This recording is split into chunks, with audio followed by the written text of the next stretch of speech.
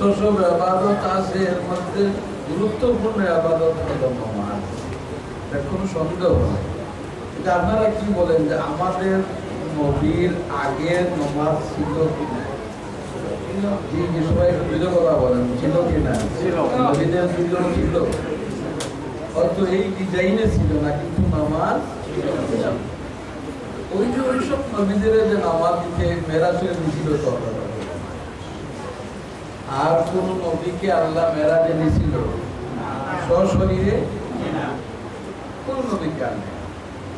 তাহলে ওনাদের কাছেও নামাজ ছিল, সেই নামাজ দেওয়ার জন্য তাদেরকে আল্লাহ তাআলা মেরাজে নিয়ে যায় নাই। তাহলে বোঝা গেল আমাদের নবীকে যে মেরাজে নিয়েছিলেন নামাজ দেওয়ার জন্যই শুধু নয়, বলতে আরো কোন উদ্দেশ্য আছে। কথাটা ক্লিয়ার হয়েছে কিনা সবার কাছে? এবার তালাশ করি যে কি কি জিনিস কেন নিলেন আল্লাহ মেরাজে। এটা যদি আমি বলতে যাই তো অনেক লম্বা বিষয়, সেজন্য টপকা টপকা কয়েকটি কথা বলতে চাই। সেটা হলো যে মেরাজ শরীফে রাসূলকে কাফেররা মারছে মক্কার জমিনে, এজন্য রাসূল খুব দুঃখ পাইছে। আমরা কি মনে করেন আমাকে লাঠি পিটাই দিলে যেমন দুঃখ পাই, আমাকে দাওয়াত করা করে না খাওয়াইলে যেমন কষ্ট পাই, রসুলকে এইভাবেই কেউ রসুলকে লাঠি দিয়ে পিটাইলে রসুল এইভাবেই দুঃখ পায়। আপনাদের বিবেককে জিজ্ঞেস করতেছি যে রসুলের মিশন যেটা ছিল, সেই মিশন কমপ্লিট করার দায়িত্ব কি রসুলের ছিল না আল্লাহর ছিল? দায়িত্বটা কার? কমপ্লিশনে দেওয়াটা দায়িত্ব হলো, আর সেই কাজ আল্লাহ যে কাজটা করতে চায় সেই কাজটা তার নবীকে দিয়ে করাইতে চায়, এটাই তো হলো এই না। কিন্তু আমাকে পিঠাইলে যেভাবে আমি দুঃখ পাবো, কষ্ট পাবো, রসুলের এই অবস্থা, রসুল আমার মতো তো একদম, আমাকে কষ্ট দিলে যে পর্যন্ত কষ্ট আমি পাবো রসুল, তাহলে তো রসুল আমার মতো হয়ে যাবে। আমি যতটুকু কষ্ট পাই নবী যদি ততটুকু কষ্ট পাবেন তো নবী আমার মতো হয়ে গেলেন। নবীর শরীরে যে শক্তি ছিল আমাদের কারণ শরীরে এমন শক্তি ছিল? নবীর যে শারীরিক শক্তি ছিল সেই শক্তি আর আমার শক্তি জি সমান নাকি? কথা বলেন একটু। আমার শরীরে যে শক্তি আছে নবীর শরীরের শক্তির সাথে তুলনাই করা যায়। আল্লাহ রসুলের শক্তি ছিল বেহেশতি 40টি পুরুষের সমান একা থাকে, আর বেহেশতি একটা পুরুষের শক্তি হলো দুনিয়ার 40টা পুরুষের সমান। এবার বলেন তো রসুলের শক্তি কতটুকু ছিল? চিন্তা করে বাইর করা যাবে না। রসুলের সাথে যে ব্যবহার কাফিররা করেছে দুনিয়ার ইতিহাসের সাক্ষী, সব নবীদের সাথে কাফিররা করেছে। সবচেয়ে বড় সমস্যাটা ছিল যে আমাদের নবী মক্কার জমিনের যেদিন থেকে আসছেন, দুনিয়াতে তশরিফ যেদিন নিয়ে আসছেন, সেদিন থেকে 40 বছর পর্যন্ত তার নবুয়তিটা গোপন ছিল, প্রকাশ কেউ জানে না যে ইনি নবী। কিন্তু আচার আচরণ, চলাফেরা, ব্যবহার কোনটা তো নবুয়তির পরিপন্থী, বিপরীত ছিল। দেখলাম নবীর নবুয়তি ঘোষণার পরে যে শরীয়ত আসলো, এই শরীয়তে যতগুলো জিনিসকে হারাম করেছে, নিষেধ করেছে, এই 40 বছরের ভিতরে রসুল ওইসব হারাম কোনো কাজ করেছে? সবাই একটু জোরে বলেন, কোনো কাজ নিষেধ, কোনো কাজ করে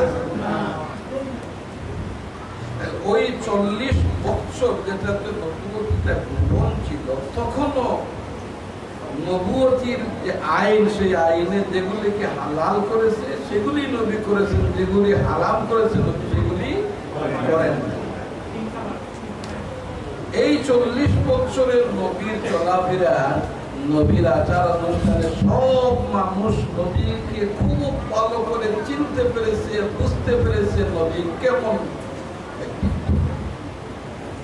এজন্য কোরআন শরীফে আল্লাহ বলছেন যে মক্কার এই সমস্ত কাফিররা ইয়ারিফুনাহু, নবীকে এমন ভাবে তারা জানতো, বুঝতো, কামা ইয়ারিফুনা আবনাহুম, যেভাবে এক মা বাবা তার সন্তানকে চিনে।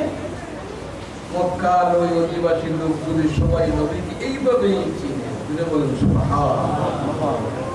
মানে নবীর চাল চলন, নবীর আচার অনুষ্ঠানে সবার কাছে নবী নন্দিত, প্রশংসিত, নাকি সবার কাছে প্রশংসিত, বড় বিচারী, সবচেয়ে ভালো বিচারী, সবচেয়ে বেশি সত্যবাদী।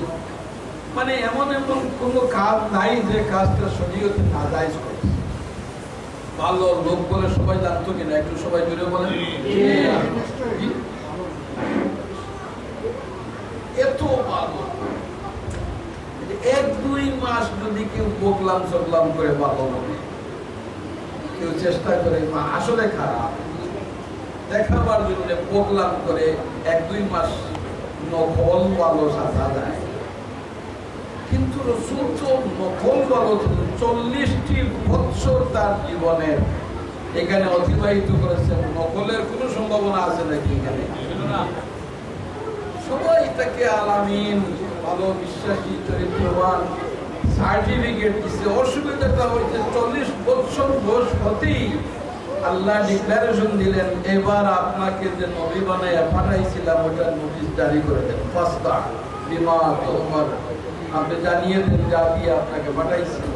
40 বছরের সময় এখানে এই প্রশ্নটাই আজকে আরেকটা আলোচনার বিষয়, যে নবীর নবুয়তিটা 40 বছরে পাইলেন, নবুয়তি পাইলেন 40 বছরে, না নবীর নবুয়তিটা প্রকাশ হইল 40 বছর? একটু সবাই ধরে বলেন, প্রকাশ। নবী তো নবী তার নবুয়তিটা প্রকাশ হয়েছে 40 বছর। এর আগের নবী ছিলেন কিনা? সবাই বলেন ছিলেন। যেদিন জন্ম নিলেন তখনও, জন্মের পরেও নবী, এর আগে, জন্মের আগে, আচ্ছা আরো আগে যাই আদম আলাইহিস সালাম পর্যন্ত।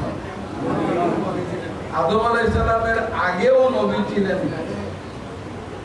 পরেও নবী। সত্যি বলেন সুবহানাল্লাহ।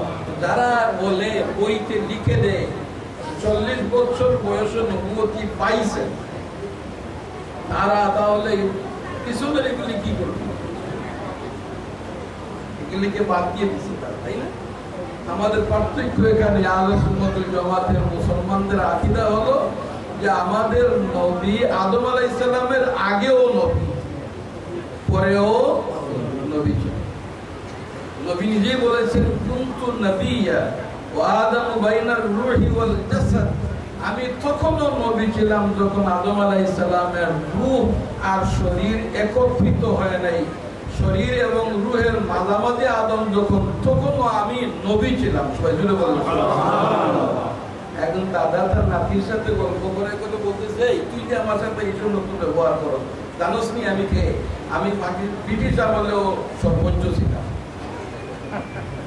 দাদা নাতির সাথে এইভাবে কথা বলছে, আমি ব্রিটিশ আমলেও সর্বোচ্চ ছিলাম। দাদার এই কথার দ্বারা নাতি কি বুঝবে যে ব্রিটিশ আমলে আমার দাদা ছিল না ছিলই না? কথা বলেন, ছিল কিনা? শুধু ছিলই না, সর্বোচ্চ আছে। সর্বোচ্চ ছিল তাইলে তো উনিও ছিল, আমার দাদাও আসিল, সর্বোচ্চ আসিল। আমার নবী বলছেন, কুনতু নবিয়্যা, আমি তখনও নবী ছিলাম। আদম বাইনার রূহি ওয়াল জাসাদ, আদম যখন রূহ আর শরীরের মাঝামাঝি, তাহলে আমার নবী তখনও ছিলেন। সবাই ছিলেন কিনা? তার অস্তিত্ব ছিল কিনা? আজকে এই নিয়েও ঝামেলা শুরু হয়েছে। এই জন্য মেরাজ শরীফের প্রয়োজন দেখা দিল। হাজিরিনে কেরাম, কথাগুলি আমি বেশি বলে ফেলতেছি, বলতে চাইছিলাম না। আল্লাহর হাবিব যখন এই নোটিশটা দিলেন, ফাস্তা বিমা তুমার, এই হুকুম যখন আসলো, নবী নোটিশ জারি করে দিলেন, বললেন ইন্নী রাসূলুল্লাহ ইলাইকুম জামিয়া, আমি তোমাদের সবার জন্য রাসূল হয়ে আসছি। যেমনিতেই ডিক্লারেশন দিয়েছেন, বিরোধিতা শুরু হয়ে গেছে কিনা? কি কথা বলেন একটু? বিরোধিতা শুরু হয়ে গেছে, গালাগালি শুরু হয়ে গেছে, না কিছুদিন পরে মারামারি শুরু হয়ে গেছে। কারণটা কি ছিল? এই 40 বছরে তারা তাকে খারাপ লোক হিসেবে জানতো না ভালো লোক হিসেবে জানতো? এত ভালো লোক আর একটা কথা বলবো আর একটু খাতির নাই, বলার সাথে সাথেই গালাগালি।